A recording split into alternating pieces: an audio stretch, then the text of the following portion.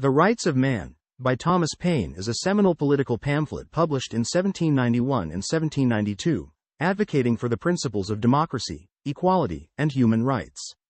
Paine penned this work as a response to Edmund Burke's critique of the French Revolution in his book, Reflections on the Revolution in France.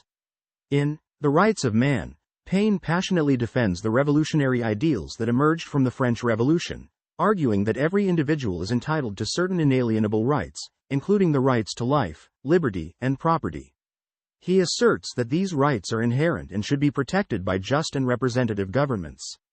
Paine critiques monarchy and hereditary aristocracy, advocating instead for republican forms of government based on the consent of the governed.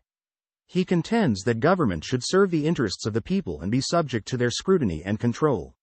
Central to Paine's argument is the idea of the social contract, wherein individuals willingly surrender some freedoms to a governing authority in exchange for protection of their remaining rights. However, Paine stresses that this contract is not binding across generations and that people have the right to alter or abolish oppressive governments. Paine also addresses economic inequality and social injustice, proposing measures such as progressive taxation and social welfare programs to alleviate poverty and ensure a more equitable distribution of wealth.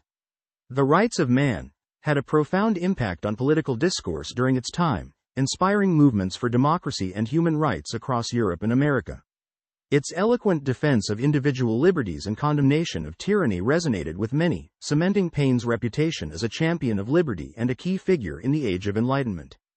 Despite facing censorship and persecution for his radical views, Paine's work continues to influence political thought and activism to this day.